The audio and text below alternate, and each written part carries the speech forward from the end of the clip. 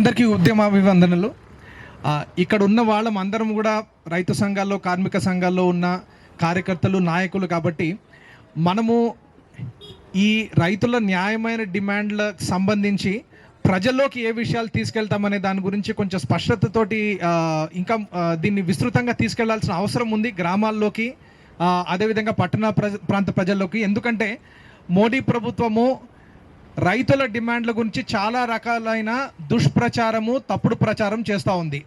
So వాళ్ళు చేస్తున్న తప్పుడు ప్రచారాన్ని అర్థం చేసుకుని అసలు విషయాల్ని ప్రజల్లోకి తీసుకెళ్లాల్సిన బాధ్యత ఇక్కడ కూర్చున్న అందరి మీద ఉంది. అప్పుడే మనం మోడీ ప్రభుత్వాన్ని ఎక్స్పోజ్ చేయగలుగుతాము. ఇందాక పద్మ గారు కూడా కొన్ని విషయాలు చెప్పారు. అసలు ఈ కనీస మద్దతు ధరల గ్యారంటీ చట్టం అనేది తీసుకుని వస్తే మన కేంద్ర బడ్జెటే సరిపోదు అంటున్నారు. కాబట్టి ఇదేదో గొంతెమ్మ కోరికగా వాళ్ళు చూపిస్తున్నారు. సో మొట్టమొదటిది ఏంటంటే అసలు కనీస మద్దతు ధరలను అమలు చేయడమే అసాధ్యమైతే మీరు కనీస మద్దతు ధరలే ప్రకటించొద్దు. మరి కనీస మద్దతు ధరలు ప్రకటిస్తాము, పెంచుతాము, ప్రతి రైతుకు వచ్చేలా చేస్తాము అని చెప్పి మోడీ గారు ఎందుకు 2014లో 19లో కూడా వాగ్దానం చేశారు? అంటే మీరు చేసిన వాగ్దానమే తప్ప కేవలం ఓట్ల కోసం వాగ్దానం చేసి ఇప్పుడేమో అమలు చేయడం వీలు కాదని అంటున్నారా? ఇది మొదటి ప్రశ్న మనం అడగాల్సింది. రెండవది ఏంటంటే వాస్తవంగా దీనికి ఎంత ఖర్చు అవుతుందని చెప్పి మేము దాని విశ్లేషణ చేసి ఫ్రంట్ లైన్లో ఒక ఆర్టికల్ కూడా మొన్ననే ఈ వారమే పబ్లిష్ చేయడం జరిగింది. గత సంవత్సరం ధరల ప్రకారము కనీస మద్దతు ధరలను అమలు చేయాలంటే కేంద్ర ప్రభుత్వం మీద పడే బరువు ఎంత ఉంటుంది? కేవలం 26,000 కోట్ల రూపాయలు వస్తుంది అనేది మా విశ్లేషణలో తేలింది. అదేవిధంగా క్రిజిల్ అని చెప్పి ఒక అంతర్జాతీయ సంస్థ ఏదైతే ఉందో వాళ్ళు కూడా ఒక 22,000 కోట్ల రూపాయలు మాత్రమే అవుతుందని చెప్పారు. అంటే 26,000 కోట్ల రూపాయలు కూడా మోదీ ప్రభుత్వం దగ్గర లేదా రైతుల కోసము? ఇది మనం ప్రశ్నించాలి. ప్రతి సంవత్సరము ఆ సంవత్సరం ధరలు ఎంతుంటాయి, మార్కెట్లో వ్యవసాయ ఉత్పత్తుల ధరలు ఎంతుంటాయి, అది కనీస మద్దతు ధర కంటే తక్కువ ఉంటే అప్పుడు ప్రభుత్వం జోక్యం చేసుకొని ఆ ధరలు పెంచాల్సిన అవసరం ఉంది. అప్పుడు జోక్యం చేసుకున్నప్పుడు వాళ్ళకి కొంత ఖర్చు అవుతుంది. పంట మొత్తం కూడా అన్ని పంటల్లో పండించిన పంట మొత్తం కూడా ప్రభుత్వమే కొనాలని రైతులు అడగట్లేదు. ఇది ప్రభుత్వ దుష్ప్రచారంలో ఒక భాగము. వాళ్ళు ఏం చెప్తున్నారు? 14 లక్షల కోట్లు అవుతుంది, ఎట్లా మేము ఖర్చు పెట్టగలుగుతామని. అది పూర్తి అబద్ధం. అసలు రైతుల డిమాండ్ని మీరు తప్పుగా చిత్రీకరిస్తున్నారు. అసలు అయ్యే ఖర్చు ఒక సంవత్సరం 26,000 కోట్లు అవ్వచ్చు, ఇంకో సంవత్సరం 50,000 కోట్లు అవ్వచ్చు. ఇంకొక ముఖ్యమైన డిమాండ్ రైతులు పెడుతున్నది ఏంటంటే ఇప్పుడున్న కనీస మద్దతు ధరలు సరిపోవు, దాన్ని స్వామినాథన్ కమిషన్ సిఫార్సుల కోసం పెంచాలి అని చెప్పి. ఒకవేళ ఆ ప్రకారం పెంచినా కూడా అది 2 లక్షల కోట్లకి దాటదు. అంటే ప్రభుత్వం మీద భారం ఎంత పడుతుందో అది కూడా మ్యాక్సిమం. ఎందుకంటే ఎప్పుడైతే ప్రభుత్వము కనీసం ఒక 5-10% అయినా మార్కెట్ జోక్యం చేసుకుంటే తప్పనిసరిగా మార్కెట్లో ధరలు పెరుగుతాయి కాబట్టి అప్పుడు మళ్ళీ ప్రభుత్వ జోక్యం అవసరం ఉండదు. కాబట్టి ఈ విషయాన్ని మరుగుపరుస్తూ వాళ్ళు చాలా ఎక్కువ నంబర్లు అనేది చెప్తున్నారు. అది మొదటి అబద్ధం వాళ్ళు చెప్తున్నది.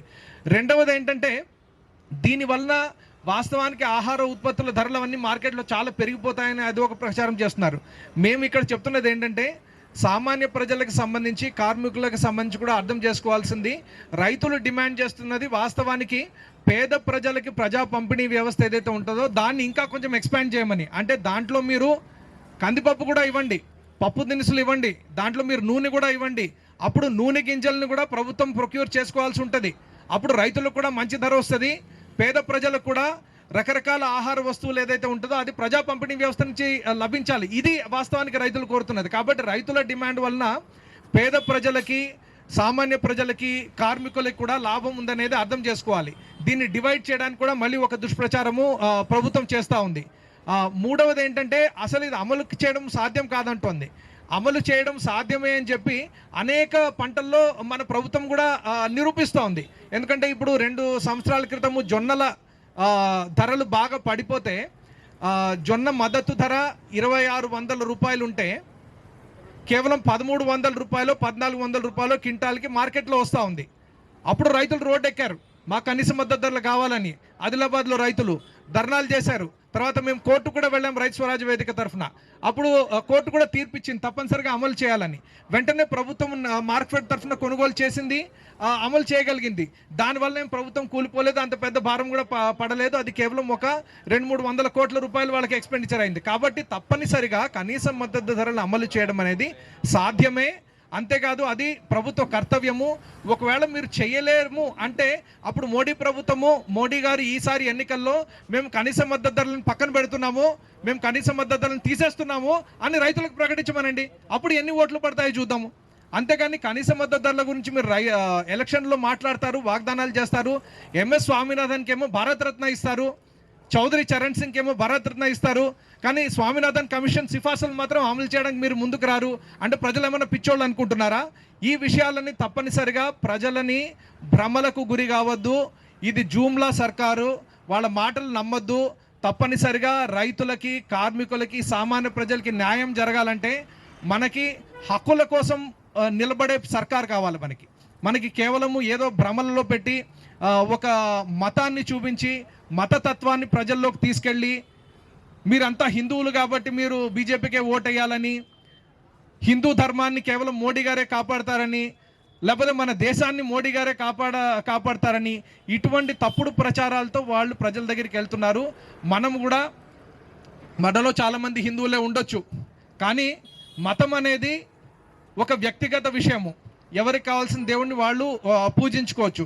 కానీ మతానికి ఒక కాంట్రాక్టర్గా ప్రధానమంత్రి మోడీ కావచ్చు, బీజేపీ పార్టీ కావచ్చు, ఎవరైనా నాయకులు కావచ్చు ఉండడాన్ని మనం సహించకూడదు. నిజంగా మనకి ఆ మతం మీద, దేవుడి మీద నమ్మకం ఉంటే ఆ మతాన్ని ఒక కాంట్రాక్ట్గా, మతాన్ని ఒక వ్యాపారంగా, మతాన్ని ఒక ఓట్లు దండుకోవడానికి ఒక ఆయుధంగా వాళ్ళు వాడుకుంటుంటే తప్పనిసరిగా వాళ్ళని మనం రిజెక్ట్ చేయాల్సిన అవసరం ఉంది.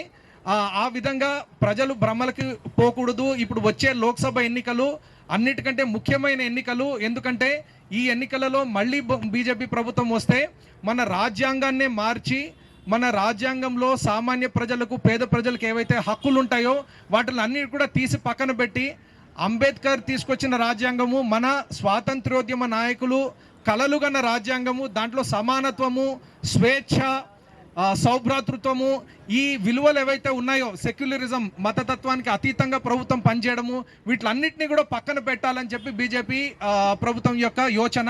కాబట్టి దీన్ని తప్పనిసరిగా నిర్వీర్యం చేయాల్సిన బాధ్యత మన అందరి మీద ఉంది, ఈ రాష్ట్ర పౌరులందరి మీద కూడా ఉంది. కాబట్టి ఈ విధంగా చేయాలని చెప్పి మేమందరం కూడా కోరుతున్నాం.